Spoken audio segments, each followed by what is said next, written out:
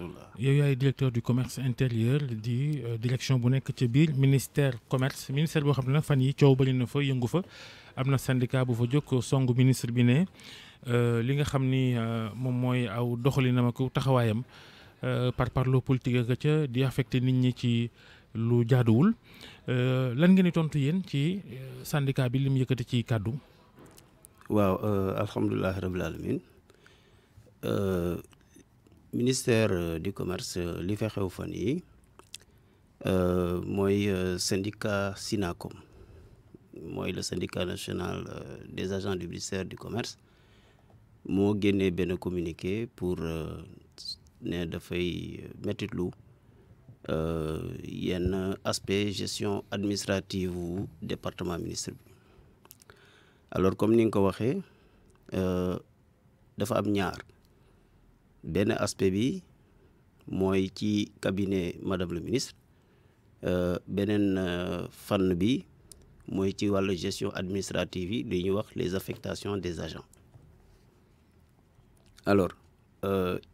ci li nga xam ne nii moom laa mën a wax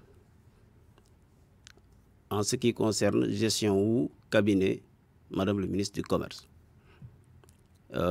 ñi ngi décrier le fait que il y aurait un photographe bu ñu fa nommé conseiller technique foofu nag dama bëggoon leeral parce que ministère du commerce dafa am lu ñuy wax cellule de communication boobu ki ko yor moom mooy conseiller technique numéro 3 ministre bi. te conseiller technique numéro 3 boobu dafa bokk ci conseillers yi nga xam ne ni moom la ñuy wax les conseillers de cabinet parce que en matière de conseiller il y a les conseillers techniques de département et les conseillers techniques de cabinet conseillers techniques de cabinet yooyu aussi ñett lañu troisième bi mooy ki nga xam ne ni mooy communication wu ministre du commerce kooku ñuy wax il est titulaire d'un diplôme d'études supérieures en communication bac plus 5 ans et il est sorti de l'ISIC kooku ñuy wax bii mooy deuxième poste comme conseiller technique d'un cabinet de ministre parce que de 2017 à 2019 il a été conseiller technique du ministre des communications, des télécommunications, de la poste et de l'économie numérique. Il était là-bas conseiller technique en charge de la communication.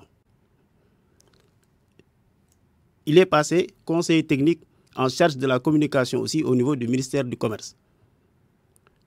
Donc, ce monsieur-là, on ne peut pas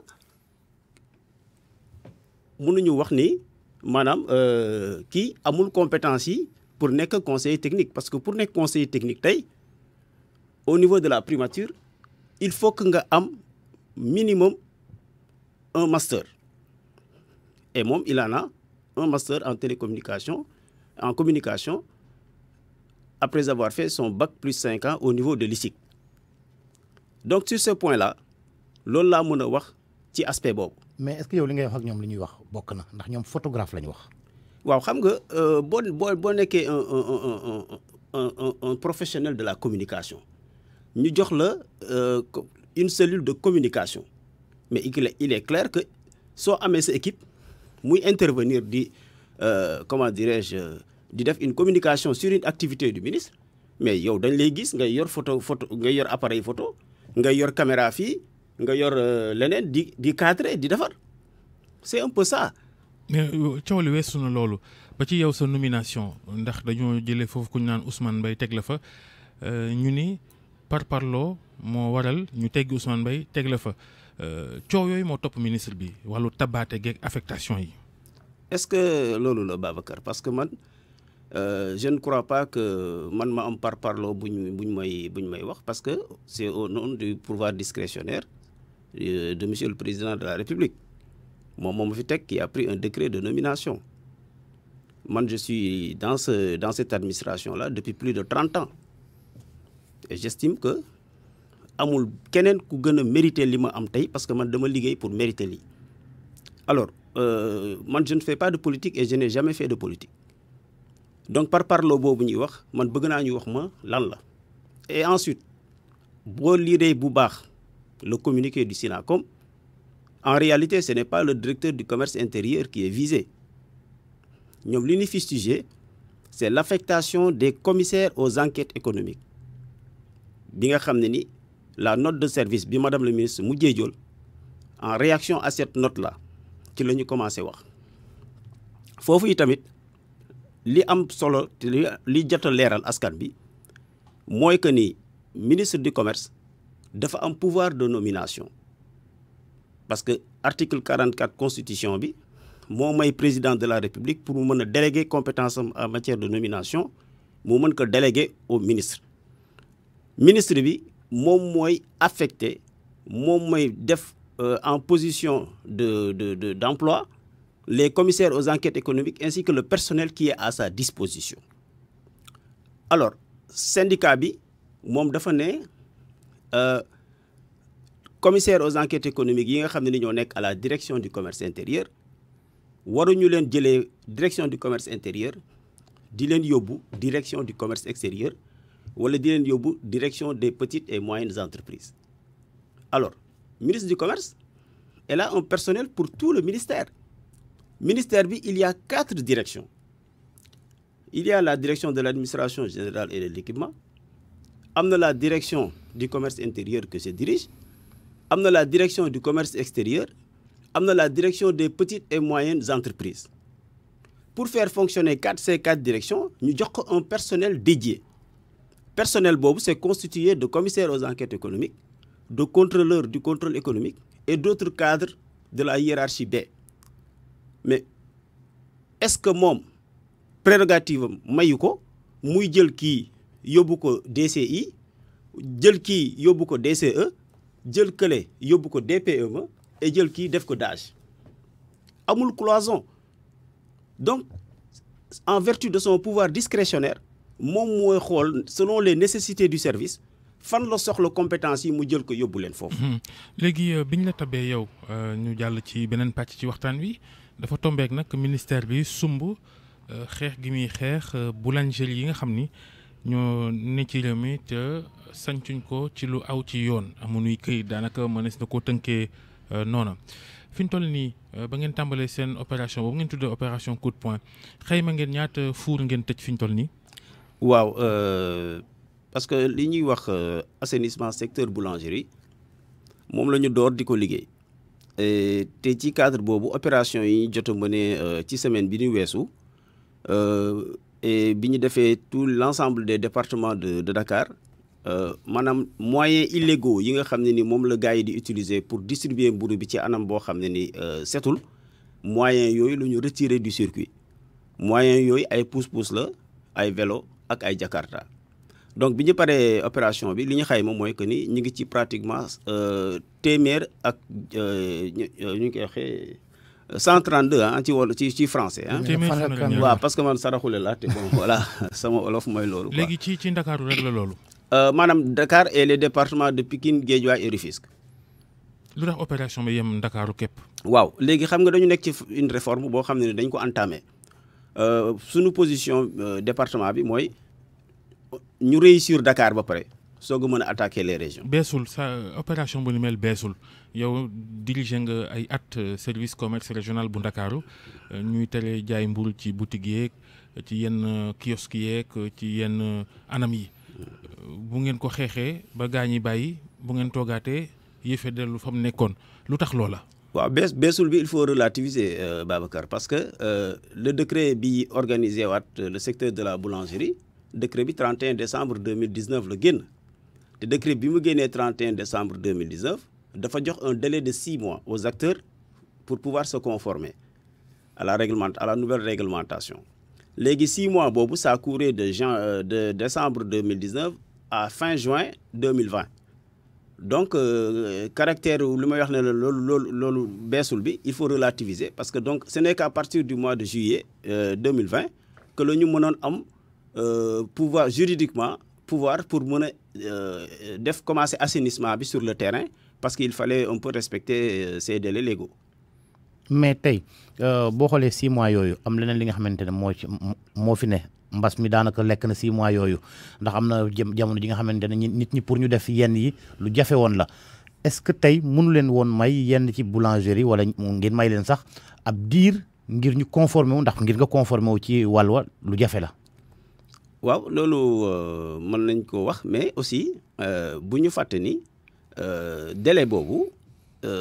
ay këyit lañ leen doon laaj par exemple bu ñu nee may nañ leen délai à partir du 31 décembre 2019 ba ñu war a dem ba 30 juin 2020 boulanger bu ci nekk bi nga xam ne ni boulangerie bi ça existe déjà dañ la ne nga ñëw def sa déclaration d'existence sa déclaration d'existence ñu ne la booy ñëw di ko def da ngay indiwaale sa registre de commerce indiwaale sa contrat bi nga am ak say ouvrier indiwaale sa attestation d'exploitation établissement classé donc toute une panoplie de documents yoo xam ne dañ la ko laaj ne la dans 6 mois demal nga wuti ko nga indil ñu ko nga déclarer sa boulangerie kon xam nga ku leen may 6 mois pour nga dem wuti ay kayit vraiment kooku délai boobu doy na sëkk surtout que en matière de délivrance de documents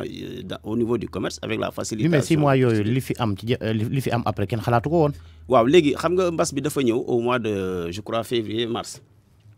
benn impact la am ci délivrance documents yooyu par exemple au niveau du service au niveau des certificats médicaux yi ñuy laaj boulanger yi service d'hygiène ils étaient mobilisés dans le cadre de la lutte contre de la Covid-19. nga jël beneen pàcc par exemple la délivrance des registres de commerce. Voilà au niveau des greffes il y a eu dysfonctionnement ci côté boobu du fait de la Covid-19 ak yeneen institution yoo xam ne wanoon nañ fa war a dem pour wuti kii bi. léegi lu ñu bëgg xam mooy Omar Diallo directeur commerce intérieur bu fekkee da ngeen a sóobu ci jaarale yoon wàllu boulangerie ci Sénégal ba ngeen tëj yenn yi ne ku ne na nga sàmmonteeg li loi bi wax ci wàllu boulangerie li ñu bëgg xam mooy suivi bi maanaam bu ngeen déclenché ni ngeen ko déclenché ba noppi opération bi toppatoo gi ba sàmmonteeg yoon gi wéy lu ngeen ci nas. waaw suivi bi moo gën a am solo sax mooy opération coup de poing yi ñu jot a def parce que dañu nekk ci stratégie bi mooy lan mooy que ni dans une première étape da ngay assainir secteur bi assainissement secteur bi ñetti volet la. benn volet bi mooy nga créer un nouveau fichier de boulanger maanaam boulangerie yi nga xam ne ni léegi gis nañ ni que ñii ñoo exister et ce sont ces boulangeries là yi nga xam ne ni ñu légalement seen existence léegi ñun mën nañ ko attester. deuxième chose ñu ne léegi distribution pain bi maanaam mburu bi boulangerie bi bu ko defaree fi mu koy jëlee di ko yóbbu ci point de vente bi distribution bi aussi dañu koy régler nan lañ koy régler mu ñun benn mode de distribution rek la ñuy autoriser mooy les véhicules motorisés maanaam oto rek mooy mën a distribuer pain beneen disposition bi ñu ne léegi. il y a auto et auto ah. waaw c'est-à-dire dañu. nous on a loué clando def ci mburu. waaw mais loolu du oto buy livrer mburu parce que ñun dañu c'est normé dañu ne un véhicule spécialement aménagé à cet effet donc oto boobu il faut que mu nekk oto boo xam ne mburu rek lay distribuer. alors dernière kii bi ñu ne léegi fi ngay jaayee mburu bi ak ni ki koy jaay dañ ko war a agréer donc léegi ñetti volet assainissement yooyu moom la ñuy njëkkee ce qui fait que boutique par exemple tey ñu ne boutique mënatuñ fa gis mburu parce que amul benn borom boutique boo xam ne agréé nañ pour nga jaay mburu kiosque pour mu mën a nekk ci buntu ci mbedd wala ñu teg ko pour mu jaay mburu il faut que mu am agrément ki nga xam ne dafay jël mburu bi di ko distribuer maanaam ki koy dem jëli ci boulangerie bi di ko indi di ko distribuer dafa war a agréer am contrat ak boulangerie bi donc première phase baa ngi noonu moom la ñu terminer keroog à travers le fait que ñu retirer les moyens illégaux de distribution. Maintenant suivi bi ñaari aspect la moderniser distribution bi maanaam boulanger yi espace boobu nga xam ne ñun bàyyi nañ ko en terme d'assainissement ñu liggéey ci avec les communes fi nga xam ne ni mburu bi dafa war a nekk boulangerie yi teg fa seen kiosque parce que léegi kiosque mburu bu nekk dafa war a am distance diggante moom ak boulangerie bi nekk ci gox bi dafa war a am distance minimum 500 mètres beneen aspect bi mooy kiosque yi dañuy am distance seen diggante ñoom ñëpp 300 mètres te xam nga loolu boo ko xoolee Dakar des fois c'est extrêmement difficile sax pour mu mën a nekk ce qui fait que mooy lan mooy que ni consommateur bi fu mu mënti génn war na mën a gis boulangerie à moins de 500 mètres war na mën a gis un kiosque à moins de 300 mètres loolu lañ ci jublu loolu mooy suivi bi et suivi bi mooy aussi ñu dem de telle sorte que mburu dootul nekk ci boutique lu dul dans un espace aménagé. mais est-ce que yéen am ngeen personnel bi nga xamante ne mën na def boobu suivi yëpp. waaw xam nga loolu. question xam nga ay sorties tey suba wala ginnaaw suba toog ay weer doo ko def. waaw léegi xam nga yooyu c'est une question d'organisation du travail et de management aussi parce que ñun gis nañu ni que impact bi nga xam ne ni moom la ñu mën a am ci Dakar. moo waral léegi Dakar dañ ko renforcer. Man, je viens de refaire l'organigramme de la région de Dakar. Légui, j'ai mis le focus. Madame, personnel de Dakar, nous avons renforcé. Djel ci cadre yi nga xamné ni yu bari la djel tek len ci les départements les plus importants de Dakar. Parce que bu jëk département yi dañ ci doon tek des cadres de la hiérarchie B. Mais légui nous avons pris des cadres de la hiérarchie A qui sont commissaires aux enquêtes économiques, pour un peu booster un peu le personnel de Dakar et renforcer un peu l'application de ces dispositions-là en matière de modernisation du secteur de la boulangerie. ñi ngi jëm ci màggalu Tuuba xew-xew bu mag boo xam ni marchandise day bëri lool waaye day rax léeg-léeg produit yoo xam ni yii danoo wëriye yii baaxul ci wér-gu-yaram ak ñoom seen est-ce que am na programme spécial xeex produit fruit ak bu warié ci màggal gi. waaw loolu moom dama ci sawar di ci wax parce que démb heure bi fekk na ma Touba ak sama staff parce que foofu dañoo mobiliser pratiquement une bonne partie du personnel de la direction ñu dem foofu pour investir li nga xam ne ni mooy marché yëpp yi nga xam ne ni distribuer les produits alimentaires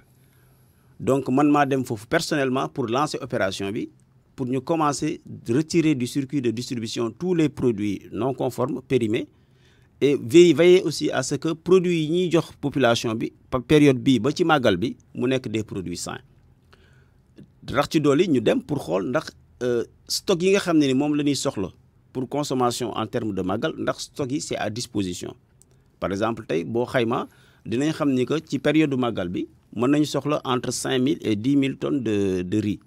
Mais rien que dans le seul marché Ocas de Touba, fekk nañ fa pratiquement 4500 tonnes de riz. Fekk nañ fa aussi pratiquement 16 000 bidons de 20 litres d'huile. Ba pare fekk fa aussi 1200 tonnes de sucre. Lu baaxul. Pardon? Lu baaxul. Non.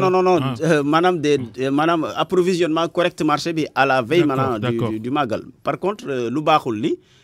amna ay saisies ñu jot def au niveau du service départemental de Mbacké. Man démb bi may génn Touba l'après-midi maa ngi leen bàyyi foofu ñu ngi def ay saisies pour retirer produits yooyu ci marché mais évaluation bi defaguñ ko. parce que produits yooyu fu muy jógee jus yu bëri yooyu nga xam ni kenn xàmmeewu leen ci réew mi jékki-jékki rek tuuru fi loolu itam du défaillance ci système bi am. Bon défaillance est-ce que mën nañ ko wax parce que xam nga importation produits alimentaires dafa bëri fu muy jógee di nga ko am ci frontière terrestre yi di nga ko am ci frontière maritime bi. Mais li dugg port moo ëpp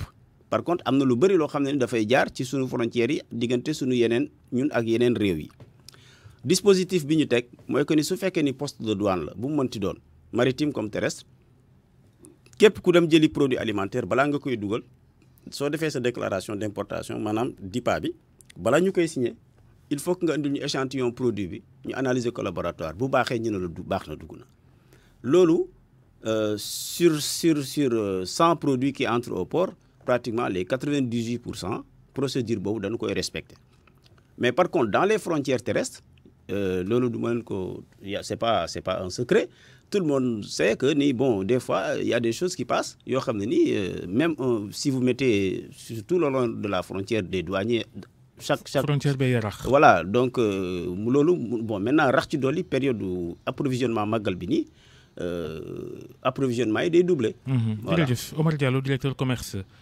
intérieur jërëjëf Georges Déthié Diop jaa ngeen jëf mbokk yi mu ne woon RFM matin yéen doog jàmm. Vous avez besoin de caution sur des marchés publics ou privés? Adressez-vous à la SONAC. La SONAC SA vous accompagne dans l'obtention et la réalisation de tous vos contrats en délivrant tout type de garantie. Caution de soumission, caution d'avance de démarrage, caution de bonne exécution, caution de retenue de garantie, caution définitive, assurance décennale, tout risque chantier et responsabilité civile. Pour plus d'informations,